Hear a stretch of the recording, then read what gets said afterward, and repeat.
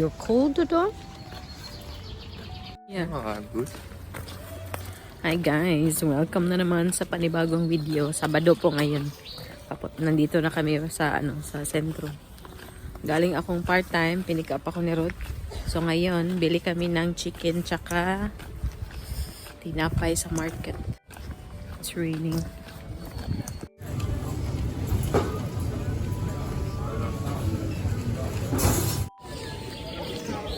Ayan ang chicken natin.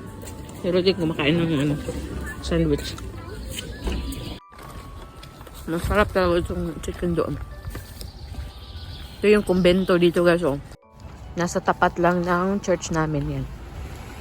May allergy po ako sa mata.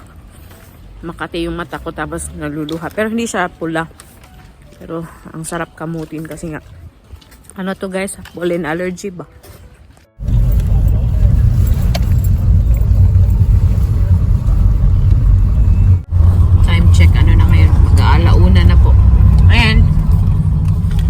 Wala yung anak namin guys.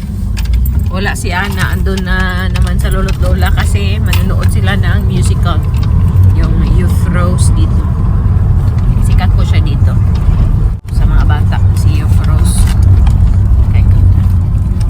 And ngayon naman papunta kami sa sa tindahan ng mga halaman kasi nga 'di ba yung other side ginawa na ni Ruth. So maglalagay ako ng mga ibang gulay doon, tsaka yung sa kabila kulang ng mga bulaklak, pati yung sa pots. Bro, she's not looking. Oh, yung grabe talaga itong mga ibang nagbabike dito kasi alam nila na dihado yung driver, hindi sila. That's a nice Kia ba? Yeah, that's the one. It's a nice car in front of us. I hope makahanap tayo ng magandang halaman doon. Pakita ko po sa inyo yung shop kung pwede mag-video ba. Dito na tayo. Oh, exciting. Lagayan ng mga halaman.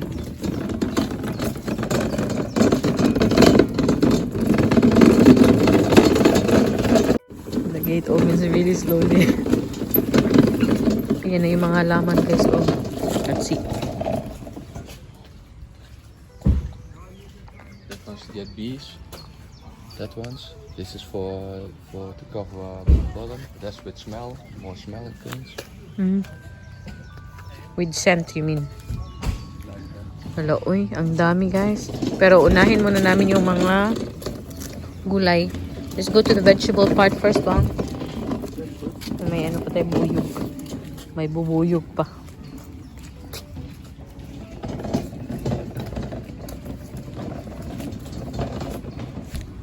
This one we need in the garden bang, this one. Just walk around a bit. May guys, oh, lily, water lily.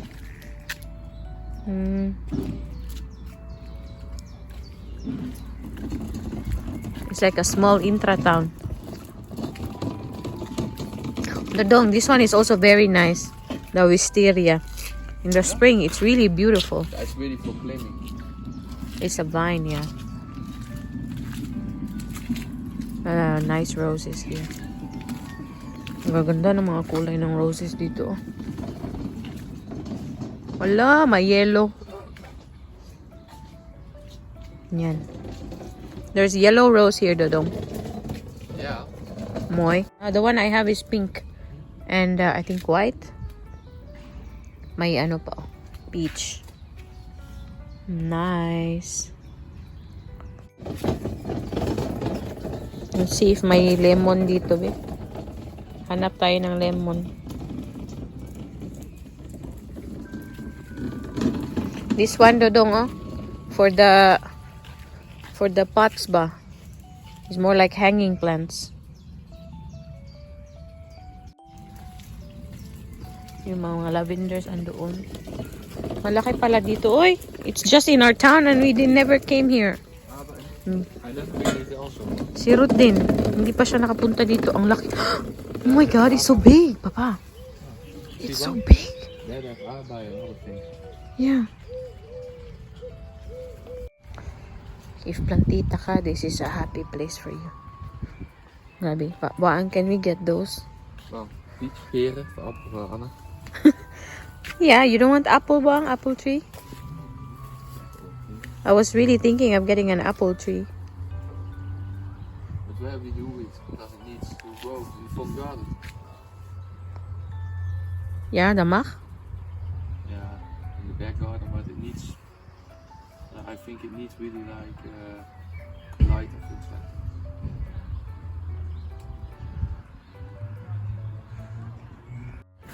Ito gusto kong kumuha nito. Yung yellow. Yan. Yung ganda nila, uy. So nice. It's really nice, oh. Ang ganda. May mga pot pa dito. Balik kami dito, eh. Next time may kailangan kami. Ay. Yan, oh. With really big pots.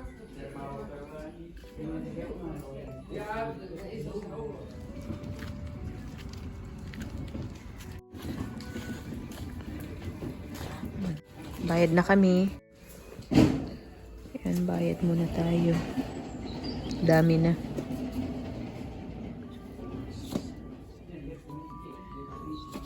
Yan, tapos na tayo guys. Andito na yung mga binili namin, oh.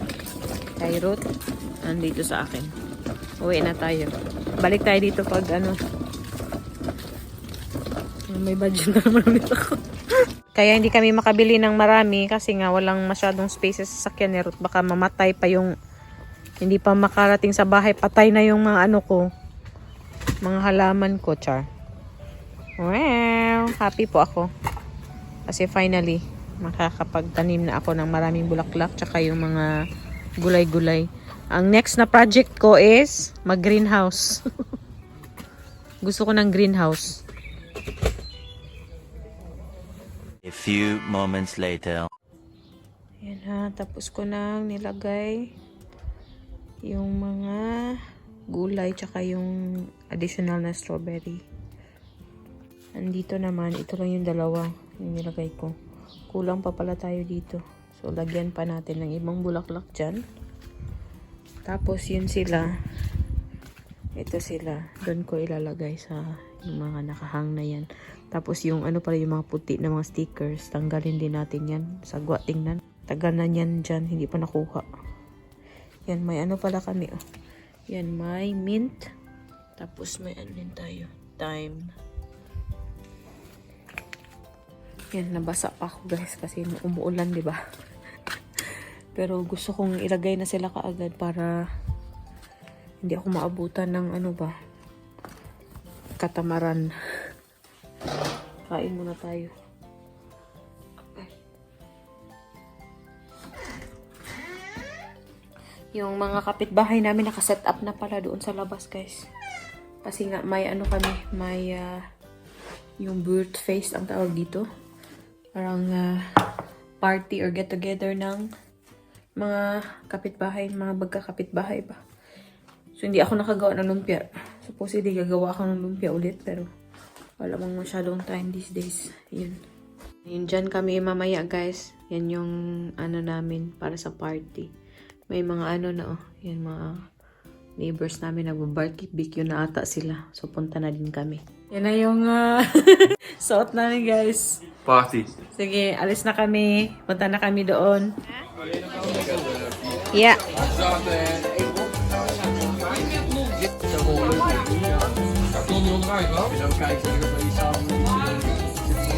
Wow.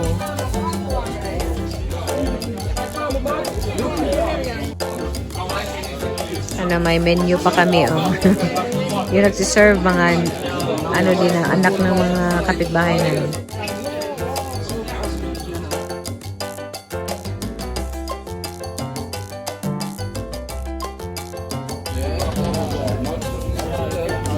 Kain.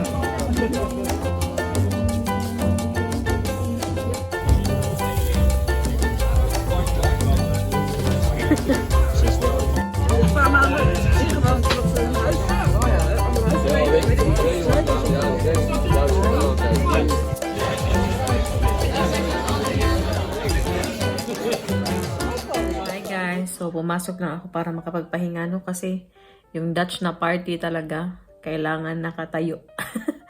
Yung Dutch na party, nakatayo sila usually. Pero umupo naman ako, may mga bar chairs naman doon. So, every now and then umuupo ako. Ay, sakit ng likod ko, guys. But yeah, babalik pa po ako nun kasi hindi pa tapos. Pero tapos na kaming kumain.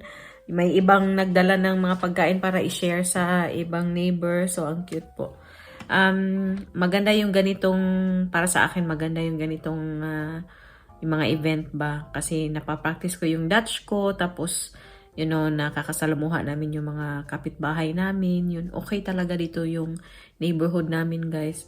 Lalo na, ngayon, nawala na yung kapitbahay dati. I think sa mga sumusubaybay sa amin dati pa, alam nyo na medyo may problema kami yung kapitbahay namin dati ba. Pero umalis na siya last year.